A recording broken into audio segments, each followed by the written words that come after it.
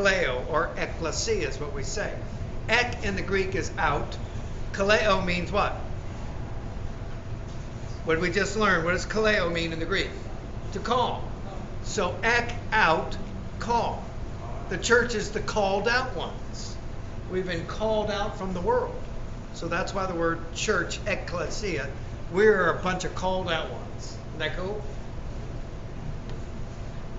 Election is the fourth word. So we got predestination, appointment or appointed, called, election. Election. You see that in Romans chapter 9, verse 11. Romans chapter 9, verse 11. So that God wanted to make the purposes of his election clear. And then he goes into his explanation about Jacob and Esau. So ekloges is the Greek. E-K-L-O-G-E-S.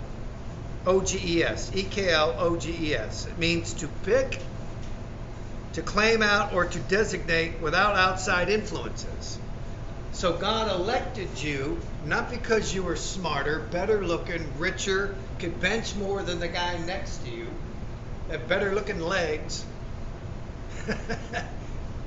The word election means God chose you without any outside influence whatsoever. We're going to see that in Romans. Before any one of them did anything good or bad, Jacob I loved and Esau I passed over or hated. So election.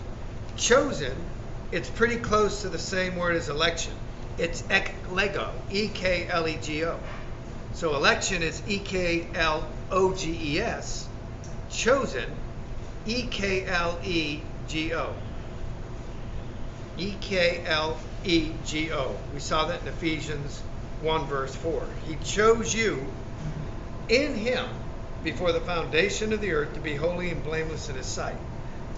So chosen means in a sense of to pick up, to select, to designate, to name, to order, or to so call. Ek means from out, of lego means to call or to claim. So to call out or to claim.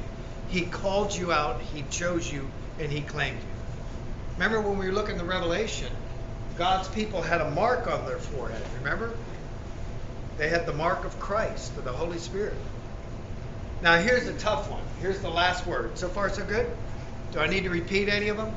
We got predestination, appointed, called, election, chosen, and here's a big one, foreknow. Those he foreknew, he predestined to be conformed to the likeness of his son. The word foreknow is pro-genisko. Pro-genisko. G-I-N-O-S-K-O. So P-R-O, pro-genisko. G-I-N-O-S-K-O. Gnosko means to know. That's with knowledge. Pro means to have knowledge beforehand. Foreknowledge. Now, what does it mean that God has foreknowledge? Those he foreknew, he called, and those he called, he justified. How does God know beforehand? Now, here's what we've got to be careful. A lot of belief is that God predestined you and I by the means of unrolling all of human history in front of him. He saw what Steve was going to do. He saw what Troy was going to do. And so because he saw they both chose Christ, that's how history is written.